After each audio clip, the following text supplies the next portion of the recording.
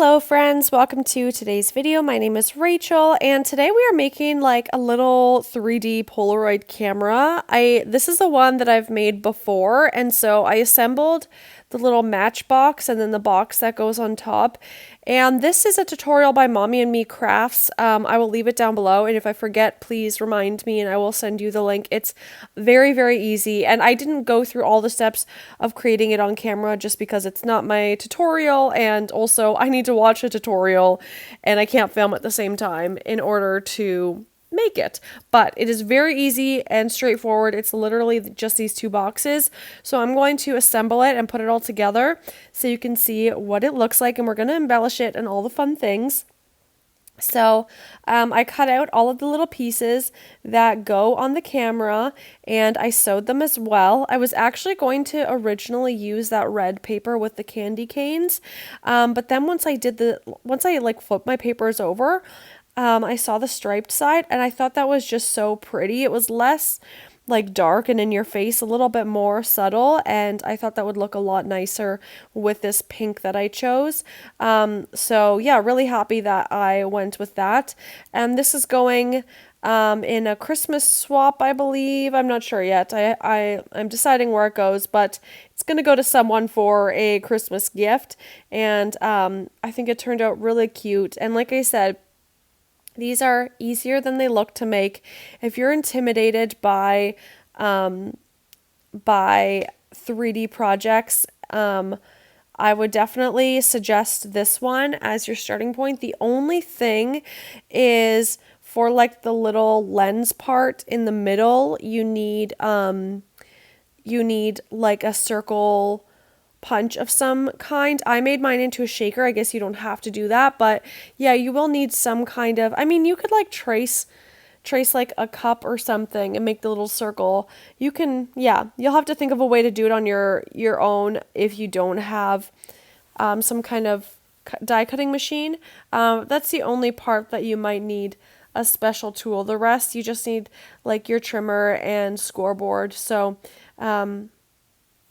yeah, so it comes together really quickly once you have the box together. And like I said, the bottom is like a matchbox, and so I take you through embellishing it all and then also like what I put inside of it as well. Usually I kind of have a hard time figuring out what to put in these kind of things as gifts, because you have to put it in like it has to be like a particular size, but I found the perfect things to put in it, so I'm really happy with that, and I really hope the recipient likes it. So this video is part of a paper crafting YouTubers hop, and the theme for this month is December traditions. I kind of wanted to make it more general and broad and inclusive, so you could kind of do anything with it. And I think like taking your Christmas photos, your Christmas family and friend photos is kind of part of December traditions, and so that's why I thought a camera could fit in well with that theme. So that's kind of how I made this camera kind of fit into that theme of December traditions is your family photo. So just assembling this together, I kind of like made it a little bit crooked.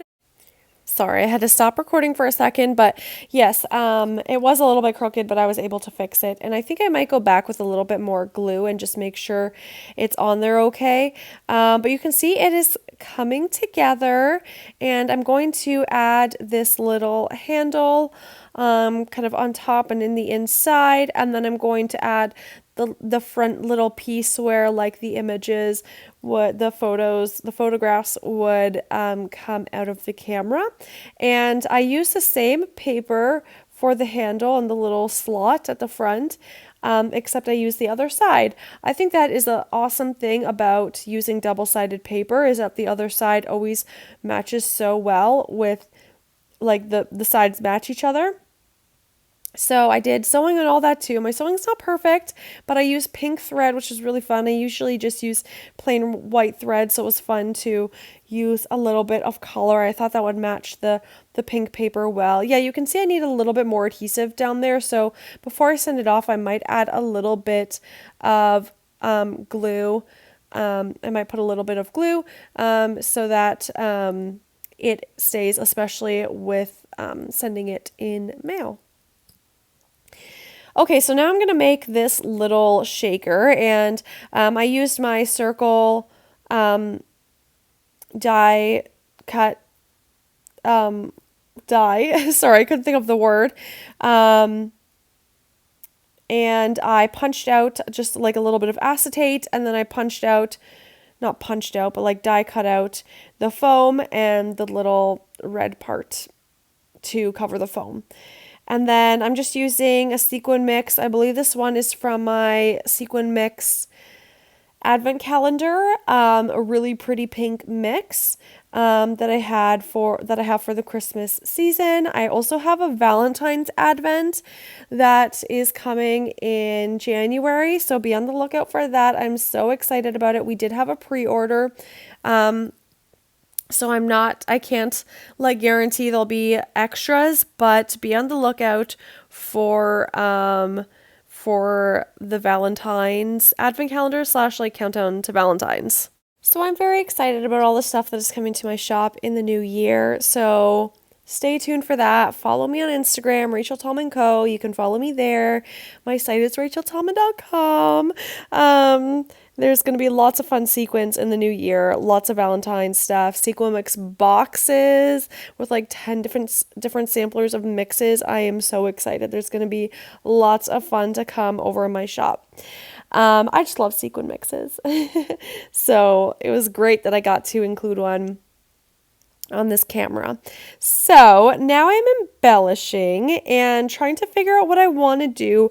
I liked how in my other one, I sat the other camera beside this one because I kind of wanted to compare my embellishing and decorating of it all just to get an idea of where to put everything. So I went off of that with the bottom left-hand corner and kind of the top right-hand corner. And you can see I did use a different kind of glitter paper. I just saw the brown one first and it was easiest and most convenient, so I just grabbed that. And actually I quite like the brown. I think it looks really nice. Yeah, I think it looks really good with everything, so I'm not upset that I didn't use that like yellowy gold.